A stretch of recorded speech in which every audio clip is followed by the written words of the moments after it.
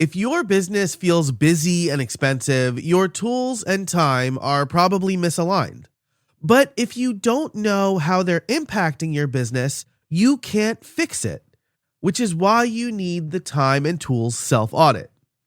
Cut unnecessary software and reclaim time for high-value work. Get your time and tools self-audit for free at streamlined.fm/impact.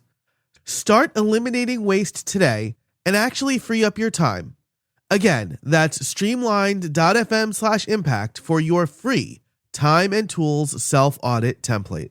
It is time for one of my favorite episodes to do, and the first official episode of the year. It is my yearly theme episode. Hey, everybody, and welcome to the Streamlined Solopreneur, where I help small business owners grow without burning out through simple, powerful online systems. But beyond that, I help you create better relationships without losing the humanizing factors of your business to scale. And I say that now because I spent a bunch of time over break reflecting, but I also think it strongly ties in to my yearly theme, which if you saw the title of this episode, you'll know it is the year of digital detox. There comes a time in everyone's life when they've consumed too much of something, and they find the very notion of consuming more sickening. This could be the college student who drank too much vodka and can't have it anymore, or the person who ate far too much sushi and got sick and is now repulsed by it. Someone who's seen a movie or TV show so many times that they just pick it apart now. Or someone who realized their favorite author just regurgitates the same ideas over and over again. Beyond overconsumption, sometimes our priorities, tastes, or desires shift. I used to play video games every day. I told myself there would never come a time where I would stop playing video games daily. But now that ritual is basically reserved for long breaks. Over Christmas break, I played a classic, Call of Duty 2. My brother Robbie used to drink Coke almost exclusively, and while he still enjoys the occasional Coca-Cola, he opts to drink water most of the time because now he's prioritized his health. I'm getting a little sick of technology. I consider myself a technologist. I've always been an early adopter. I had one of the first digital notebooks, the Logitech IO, where the pen was massive because it had a small camera in it. I had a foldable laptop and tablet in 2005, 5 full years before the iPad came out. I was on Facebook as soon as I could be, and Twitter less than a year after it launched, back when you had to text it to tweet from your phone because there was no iPhone, let alone an app for Twitter. All of this is to say that I'm not anti-technology. Not even close. But I'm getting a little sick of the constant connection. I have other priorities. And as I've learned from my year of being present, I'm ready to do something about it. So this year is the year of digital detox. I want to reduce my reliance on connected technology, do more in the real world, and focus on actually doing, not having AI do it for me, and connecting with real relationships, not transactional ones. This is definitely the sequel to last year's theme, so let's grade that first. Grading the year of being present. After coming off the utter failure that was, or really was not, the year of control, I was extra motivated to make 2025's yearly theme work. By the way, there will be links to the written version of this episode, as well as blog posts for all of my yearly themes in the description or over at streamlined.fm. So I was extra motivated to make 2025's yearly theme work. How did I do overall? Since moving away from the Craft app 2 years ago, I stopped with the good, okay, bad rubric. And 2024 was so bad I didn't need to actually track my goals that I know I failed. But I did want to bring some sort of grading back this year, so I decided to weight my goals and grade each one, then assign myself an overall grade. And full disclosure, I did use ChatGPT to help calculate the weighted grade. Even though I taught in college, it was never something I was actually good at. But first, let's give a quick assessment of the yearly theme. There were a few things I said I'd do that I didn't end up doing. I abandoned the weekly, monthly, and quarterly prompts as they felt forced. Those were also thought of by ChatGPT, and I just didn't really feel connected to them. I didn't call my parents every other day like I promised, but we did visit them more often, even though they now live further away. And I can't say I did more friend trips, but I did see more friends this year, or last year, I guess. As for the overarching goals, the first was reduce screen time. I think I did this pretty well. I got rid of most social media and all social media apps from my phone. But I did find myself at times mindlessly checking email. I was also inconsistent about bricking my phone, something that I loved and was really motivated to do at the beginning of 2025. I would say on balance, though, I used both my phone and my computer less. Number 2, creating stronger boundaries. Overall, I feel like this is where I advanced my yearly theme the most. I didn't bring my laptop on family vacations, and I didn't work when I said I wasn't going to work.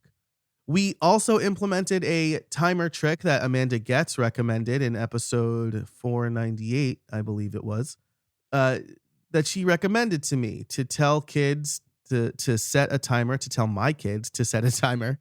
And no matter what, I would be done working when it went off. When I asked my oldest daughter if she felt like I was more successful in being present this year, she said yes without hesitation and then cited that timer trick. Number 3, stop doing other stuff on calls. This is specifically Zoom or video calls on my computer. I don't really feel like I did great at this. I think I did better than the previous year, but I didn't really form a long-term habit or implement a process to ensure I'd be more present on those calls. That said, I definitely was more mindful when my attention wandered and snapped back to attention because of it. So just the mere thought of wanting to do this more forced me to do it more, though I definitely could have done it better. Number 4, stop deferring to the future. This one is hard to quantify because the guidance was pretty vague. And I generally bias towards action anyway. My wife will not come to me with problems if I'm in the middle of something because she knows I will stop what I'm doing to try to solve that problem.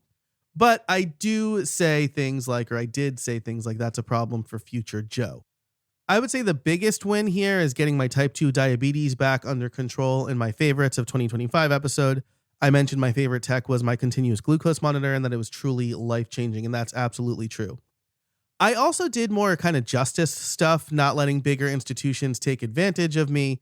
A big 7-month-long battle was getting my money back from StubHub for a concert that was canceled that they refused to refund me for. Maybe I'll tell that story in an audio note. I also called my congressional representatives more, and I pushed bigger societal issues at school in my position as a PTO president. So I think I am trying to solve more problems. I think 2025 was a year that felt politically unstable. Do take that statement with what you will, but I was not happy with a lot of things, and I felt like I was more vocal about those things. So number 5, always have cash. This one was mostly a failure. One problem I never ended up solving was that I got a new ATM card and I forgot my PIN. I feel out of principle I shouldn't have to go to the bank to change my ATM PIN. And so I never changed it, which means that I was hindered every time I went to the ATM because I couldn't get cash out of it. It's a problem that I'll solve after recording this. And then the last goal was to manage assumptions. This is a consummate struggle for me. I feel like at times I was more combative, assuming the worst in people. In general, I think that these assumptions help me discern bad behavior and threats. However, I don't just apply those assumptions out of fear or situations directly affecting me. And that's made me cynical. Over the course of the year, I think I got better at letting stuff go and not always assuming people were doing things out of selfishness. The way that this was supposed to help me be more present was to be more present in the things I was doing and not always worry about what other people were doing.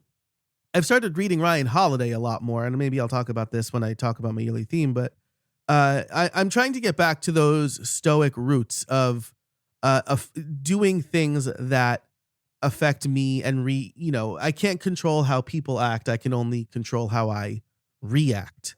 So I'm trying to get to more of that. But overall, let's get to the grade. I'd say I'd give myself a B+ here. Over the course of the year, I formed long-term habits that made a positive impact on my life. I also made several changes for the betterment of my physical and mental health. But I wasn't perfect, and the grade reflects that. There are places for me to improve. And so I'll read through this. This table is linked in the description, in the show notes. But as far as the grades breakdown, reduce screen time, I gave myself a B and I weighted that at 30%. Create stronger boundaries, I gave myself an A and weighted that at 25%. When I'm on calls, stop doing other stuff was a C, which I weighted at 10%. Stop deferring to the future was a B+. I weighted at 15%. Always have cash was a D that I weighted at 5%. And manage assumptions, I gave myself a B-, which was weighted at 15%. So the math works out to B+. This is my best grade since the 2022 year of retreat, and a huge bounce back from the F I gave myself for the year of control. Part of what made my yearly theme so successful was that I learned a few crucial lessons that led to my 2026 theme. So, what did I learn from the year of being present? The first biggest lesson is that I don't need social media for anything. I don't need it to grow my business. I don't need it for news. I don't need it to stay connected to the people who matter most to me. After leaving Twitter, Facebook, Instagram, TikTok, and Threads, I'm left with just LinkedIn and Blue Sky. The only thing I really miss is baseball Twitter, and Blue Sky is doing an okay job of filling that void. Check out my other podcast, Paper and Smoke, for a deeper dive on my thoughts about social media. The next is that you can and should log off of work for an extended period of time. Very few things in my work life constitute an emergency. I have designed it that way. By communicating clearly with my clients, the people I work with, and other folks in my professional life, I could reasonably shut down without worry. In fact, there were 4 weeks in 2025 where I was pretty much completely offline. The first was when we went to Disney World, which was a great success. I didn't bring my laptop. I bricked my phone. I barely checked email. The only reason I checked email actually was so that I wouldn't come home to like 600 unread emails. I didn't send a single email while I was in Florida. The second is the week of Thanksgiving, where we visited my parents upstate, and so I did not do any work while I was there. And then the last 2 weeks of the year, that's Christmas and New Year's, where I created a single sponsor video at terms I deemed very much worth it. I also did some writing. You can't stop the inspiration train once it strikes, and I did want to take some time to myself. My kids were off for 17 days, and my wife still had to work. And so I did take some time to myself, and I used that time to write, which I thoroughly enjoy, but I wasn't on the hook to anybody else for anything else. It's no exaggeration to say that these 4 weeks did wonders for my mental health. And they definitely helped me be more present with my kids. One great rule that I implemented here is no phone at the gym. I downloaded playlists onto my Apple Watch and connected my AirPods directly to that watch. And then I either left my phone in the car or a locker because Planet Fitness they require your app to scan in at the gym, which is annoying. They should at the very least either allow keychain barcodes or make an Apple Watch app. That coupled with my fitness focus mode means that I only get the most crucial notifications, that from my kid's school or my wife. And this brings me to my final lesson, which is I don't need my phone as much as I thought I did. I spent a lot of time over the course of 2025 optimizing my phone for its most crucial functions: communication, idea capture, and memory assisting. While I still use it for reading articles or watching YouTube, I consume much less content on it, and I am better off for it. I only get breaking news notifications 3 times per day. Very few apps at all can actually notify me. This is the way. And these lessons are why I decided to parlay my year of being present into my 2026 yearly theme, the year of digital detox. If you couldn't tell, far and away my favorite result of the year of being present is that I finally cut off most social media. I have an article coming out, I already alluded to this, on my new publication, Paper and Smoke, where I spent 2,000 plus words talking about it. I also recorded a podcast episode about it, so you can subscribe to Paper and Smoke wherever you're listening to this. But over the summer, I also mused about the fact that I was worried about losing my critical thinking skills through the overuse of large language models. I've been using them basically since ChatGPT launched in December 2022, but I fell into the trap of letting it do too much for me. I even let it plan my yearly theme last year.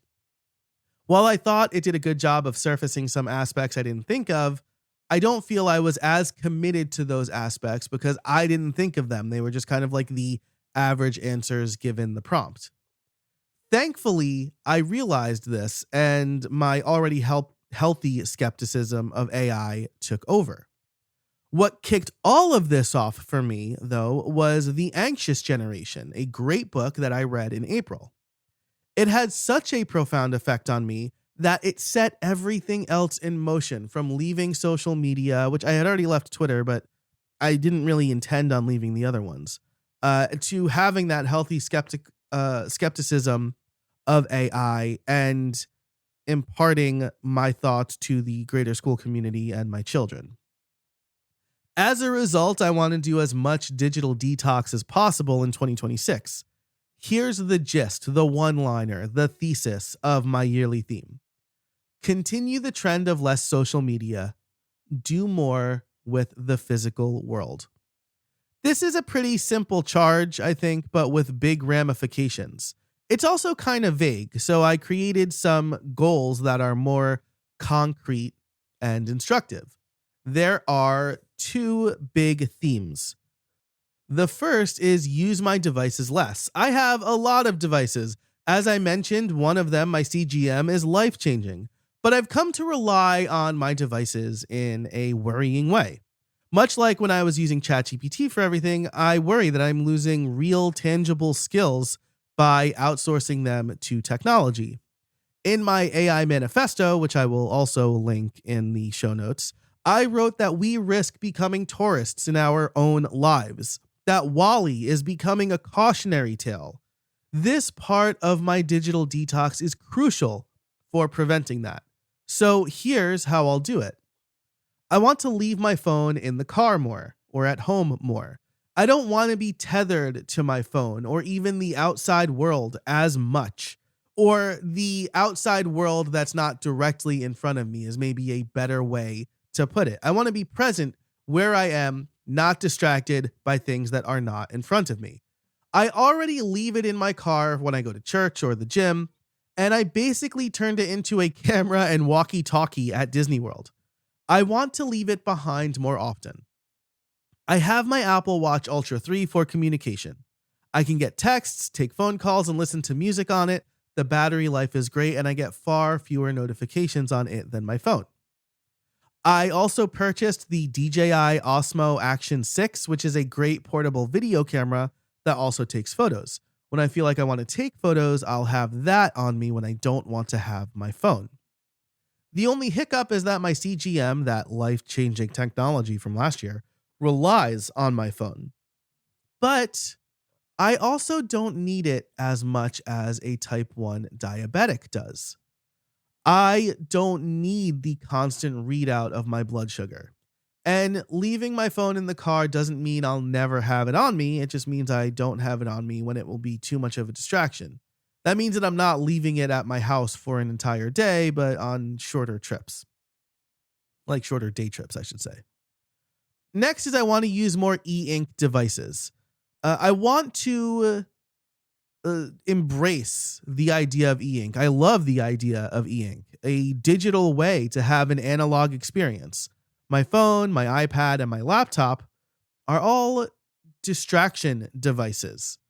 I can access anything, which makes it hard to do focused work. There's something great about having a device that is focused on one task, that doesn't refresh as often, that can't get push notifications. And I should say here that I love the idea of like an e-ink writing device, but I do use a lot of different apps for writing. I do a lot of research and I check a lot of resources and stuff like that. And so I'm not going to get an e-ink writing device. I have opted to use my iPad more because it is less of a distraction device than my laptop. It's a lot more focused, but that's just an aside I wanted to mention here. I also want to rely on GPS more. Something I feel a little ashamed of is the fact that I rely on GPS far too much, like for simply driving around town. I tell myself that it gives me real-time traffic data, which is why I use it. But the truth is, I don't know how to get around the place I live as well as a 9-year resident should. When I was a kid and we moved, my dad would take us out and just drive around to get to know the area. No maps, no devices, just the road and a waypoint to eventually get back home. Sometimes we'd get lost, and that's okay. We were never truly lost, after all. Part of the reason I use GPS too much is also efficiency. I don't want to get lost. I don't want to waste any time. I want to get to where I need to get as quickly as possible with no minutes wasted. But it's okay to waste some minutes, to take the long road, to just waste a little bit of time. I don't want to live a life of no margin. And so I'm going to use GPS less, even if it means it takes me longer to get somewhere. Finally, I have turned off the symptoms radar on my Oura Ring. I love my Oura Ring. It's had a net positive effect on me. It helps me sleep better, and much like my CGM, it gives me insights into how food affects me, which is really important. But I also noticed that if it said I was getting sick, I was more likely to believe I was sick, even if I personally felt fine.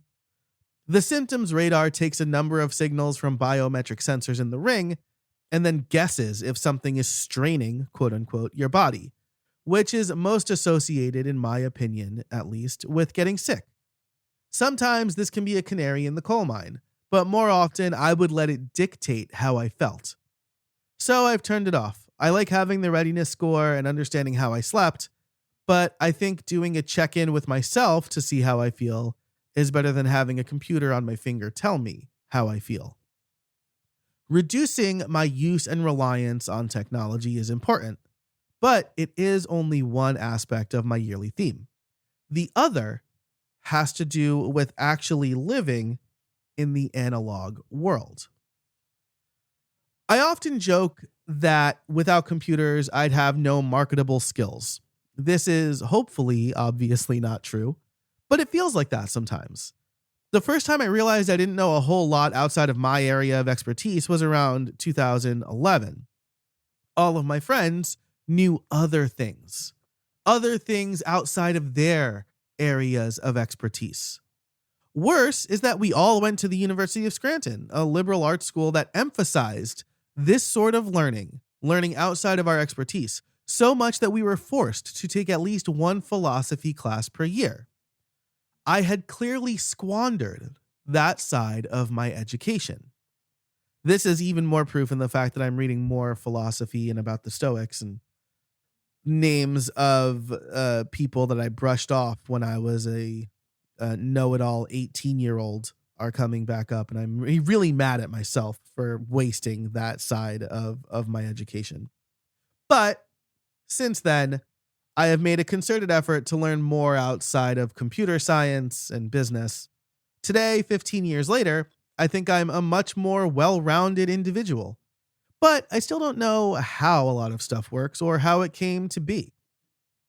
Something else I've been doing a lot more of in the last 2 years is reading fewer business books. And this is related. I'll tell you why in a second. Since my 2023 moratorium on business books, I've made an effort to read a less homogenous group of books. Of the 30 I logged reading, 80 were business books, 5 were deeply disappointing, and 1 is the worst I've read in recent history. That is This Is Strategy by Seth Godin, if you're wondering. I feel like I got duped into buying a printed and bound version of blog posts. So reading more about stuff outside of my area of expertise and the continued moratorium on business books will be a core tenet of my year of digital detox. More specifically, I want to read older books, more philosophy and biographies. Last year, I listened to a podcast, The Dispatch, where Ryan Holiday was on, and he said this: "If I think back, I can't remember a single news article I read 10 years ago, but my life was profoundly changed by the books I read 10 years ago." He goes on to say that people are just consuming way too much contemporary information, not enough information that's designed first and foremost to be worth paying for now. And so it was a response to a question on how to deal with all the bad news of the day, and it really resonated with me. I found myself angered over the headlines, even though they were only pushed to me occasionally.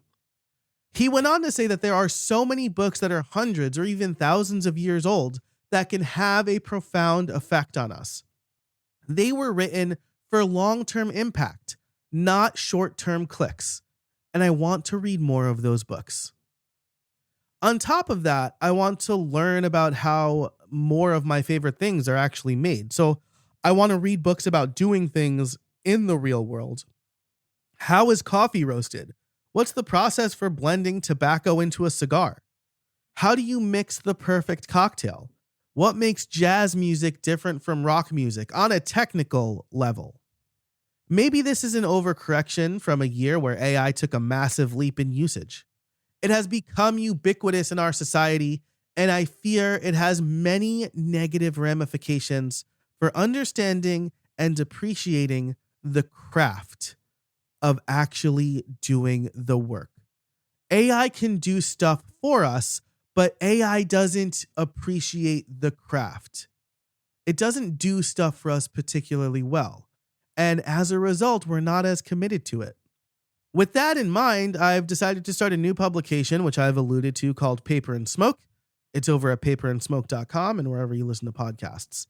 Its charge, in fact, its inception, has come out of my yearly theme: write about doing real world craft.